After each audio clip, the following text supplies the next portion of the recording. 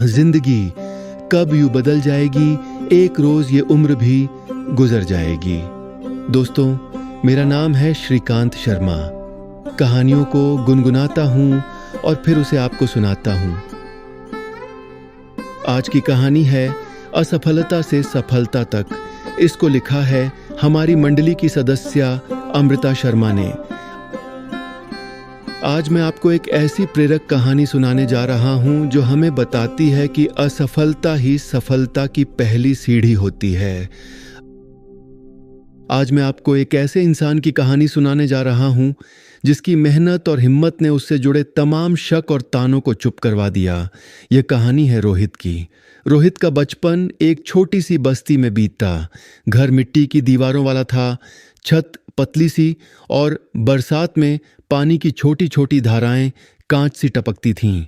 सुबह की ठंडी हवा जब कमरे में आती तो कंबल का एक कोना तंग सा हो जाता और चूल्हे की राख की गंध घर भर जाती। वहां के रास्ते पत्थर और मिट्टी के थे। दौड़ते भागते बच्चे अक्सर धूल से लाल हो जाते। गांव की छोटी छोटी दुकानें थीं, एक कोलकाता की पुरानी घड़ी, एक अखबार जो अक्सर दिनों दिनांतर रुकती और एक छोटा चाय वाला जहां दिन भर 2-4 लोग गपशप करते। यही माहौल रोहित की दुनिया थी। रोहित हमेशा सुबह सबसे पहले उठता। अंधेरे में ही उसने अपने छोटे से टिफिन में चावल और थोड़ी सब्जी रखी हुई पाई। ये उसकी माँ की संवेदनशील परवरिश थी, कम पर भरोसेमंद। माँ की आंखों में एक नरम सा दर्द था, पर वही आंखें हमेशा रोहित को सहारा देती। पिता दिन भर खेतों में काम करते, उनकी पीठ सीधी, हाथ काले और आवाज में थकान। रोहित के मन में एक बात साफ थी, उसकी जेब खाली थी पर सपने बड़े थे। वह अक्सर खुले आसमान को देखता और सोचता कि एक दिन वह भी किसी ऊंची सीढ़ी पर खड़ा होगा जहां लोग उसके नाम पर गर्व से मुस्कुराएंगे। उस विश्वास ने उसकी नींदें, उसकी सुबहें, उसकी छोटी छोटी आदतें बदल दीं। स्कूल में रोहित ध्यान से पढ़ता। किताबों की खुशबू उसके लिए किसी खजाने से कम न थी, पर संसाधन कम थे। कभी नई कलम, कभी पुरानी कॉपी। फिर भी उसने हार नहीं मानी। वह अक्सर रात के समय तिजोरी सी दुकान की झुरझुरी लाइट में बैठकर अपने नोट बनाता। यही बचपन का संघर्ष उसके भीतर एक जिद पैदा कर गया। प्रतियोगी परीक्षाएं पास करने की जिद। उसने अपना रूटीन शुरू किया। सुबह जल्दी उठना, दिन भर पढ़ना, रात में पुराने पेपर हल करना। पर मेहनत के बावजूद पहली बार जब उसने मुख्य परीक्षा दी और परिणाम आया तो उसका नाम सूची में नहीं था। वो दिन उसके लिए किसी ठंडी हवा की तरह आया, चुभता हुआ, निष्ठुर। घर लौटते समय उसके कदम धीमे थे। गांव की गलियां उतनी नहीं बदलती जितना उसकी उम्मीदें टूटी हुई थीं। माँ ने उसे गोद में गले लगाया और बोली कि असफलता अंत नहीं, मार्ग का हिस्सा है। पर उस दिन रोहित के चेहरे पर जो दर्द था वह तब तक नहीं गया जब तक उसकी सांसें फिर से स्थिर नहीं हुईं।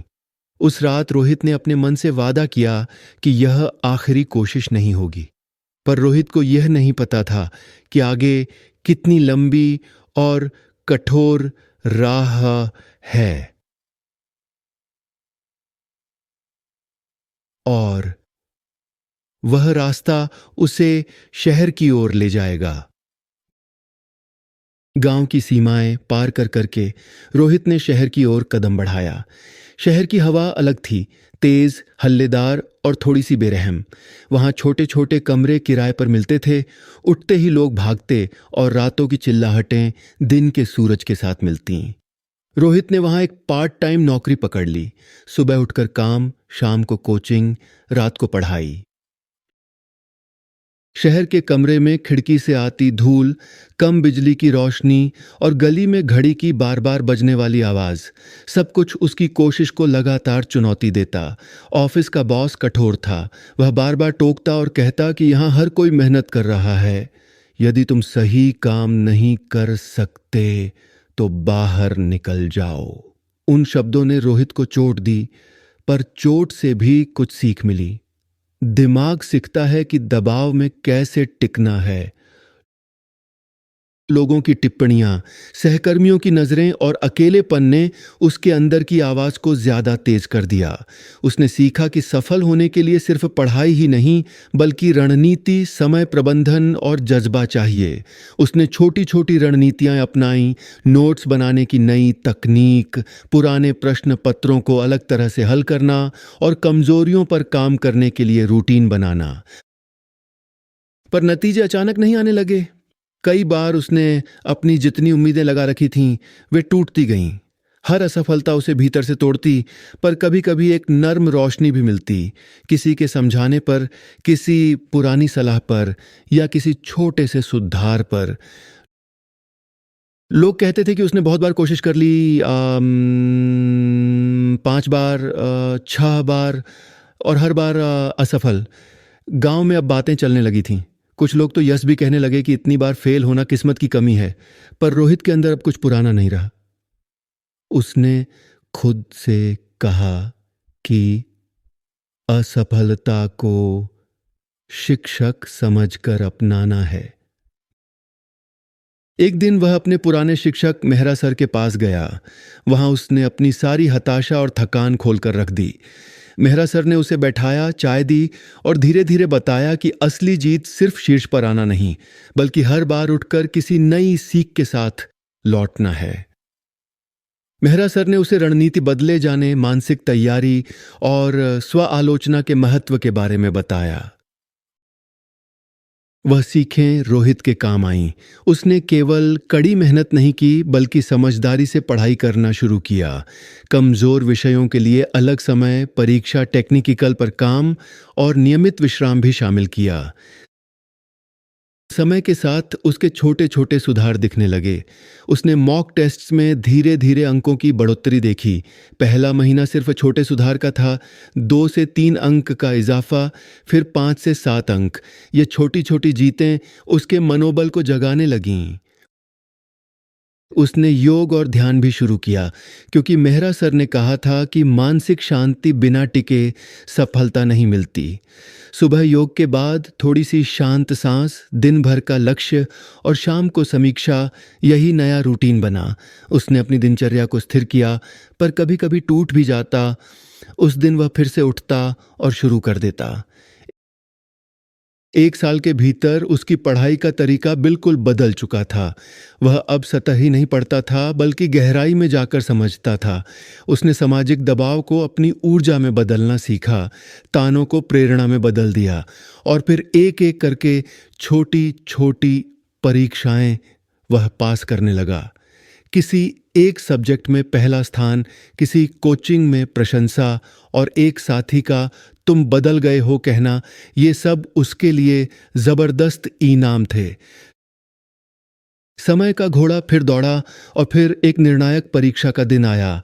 वह दिन जिसे रोहित ने वर्षों से लक्ष्य बनाया हुआ था। उस सुबह का दृश्य अलग था। उसने सुबह जल्दी उठकर हल्का योग किया, गहरी सांस ली और खुद को भरोसा दिलाया कि यह दिन भी एक अनुभव है। परीक्षा हॉल शांत था, हर चेहरा अपने सपनों के साथ गंभीर था। रोहित ने पहले गहरी सांस ली, फिर ध्यान से प्रश्न पत्र खोला। पहले सेक्शन में वह सहज था, उसने अपने समय का सही बांटना सीखा हुआ था। फिर कठिन प्रश्न आए, पर उसने धैर्य से हल किया। उसकी कलम अब डर से नहीं, सोच से चल रही थी। 3 घंटे बाद पर्चा जमा हुआ और एक लंबी सांस जैसे मुक्ति दे गई। परिणाम के दिन जब घोषणा हुई, एक एक नाम घूमते हुए पढ़े जा रहे थे, और फिर जैसे किसी ने तड़का दे दिया, उसका नाम टॉप 10 में आया। भीड़ में तालियां गूंजीं, लोग चिल्लाए, और रोहित की आंखें खुशियों से भर आईं। यह सफलता मात्र उसके लिए नहीं थी, ये उन रातों, उन खाली कटोरों और उन तानों का भी प्रतिकार था जिनका सामना उसने वर्षों भर किया। गांव के कुछ लोग जो कभी नकारते थे, अब उसे सम्मान से देख रहे थे। रवि भी, जो कभी उसके सपनों पर ताने मारता था, आज उसकी तरफ देखकर कहता था कि आज तुम मेरी प्रेरणा हो।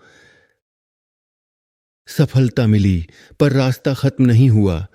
रोहित ने सरकारी नौकरी हासिल की और उसका जीवन बदला, पर बदलते हुए माहौल ने उसे एक नई जिम्मेदारी दी। अब वह केवल अपने लिए नहीं बल्कि उन तमाम लोगों के लिए उदाहरण बन चुका था जो कमजोर हालात में जूझ रहे थे।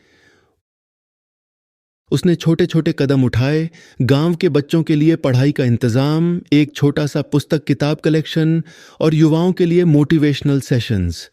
वह जानता था कि हर बचपन की कड़ी मेहनत से नहीं बल्कि सही दिशा और मजबूती से किसी की किस्मत बदल सकती है। वह अब गांव के उन परिवारों के पास जाता, उन्हें बताता कि सपनों की ऊंचाई हालात से नहीं मापी जाती। मेहनत, योजना और निरंतरता से हर सपना साकार हो सकता है। उसने मेहरा सर और माँ को बुलाकर सबके सामने उनका आभार जताया। इस जीत में उनका योगदान अहम था। आज रोहित का जीवन वही सादगी और वही संवेदनशीलता लिए चला। पैसे और पद आए पर उसने कभी अपने मूल्यों को नहीं छोड़ा। वह दूसरों की मदद करता, अपने अनुभव साझा करता और बताता कि असफलताएं केवल ठोकरें हैं जो आपको गिराती नहीं बल्कि उठाना सिखाती हैं। दोस्तों, रोहित की कहानी हमें यही सिखाती है, असफलता अंत नहीं है, यह तो शुरुआत का हिस्सा है। हर बार जब आप गिरते हैं, समय लें, सीखें, सुधारें और फिर उठें। सफलता उन्हीं की होती है जो लगातार कोशिश करते हैं और हार को सीख में बदल लेते हैं। याद रखिए, सपनों की औकात हालात तय नहीं करते, मेहनत और हिम्मत तय करती है। अगर आज आप किसी मुकाम पर नहीं पहुंच पाए हैं तो इसका मतलब यह नहीं कि आप पहुंच नहीं सकते। ये बस संकेत है कि रास्ता थोड़ा लंबा है या रणनीति बदलने की जरूरत है। अगर यह कहानी आपको छू गई हो तो इसे जरूर दूसरों के साथ साझा करें और हां, अपने सपनों का साथ कभी मत छोड़िए। अगर आपको यह तथ्य पसंद आया है तो लाइक, शेयर और सब्सक्राइब करना न भूलें।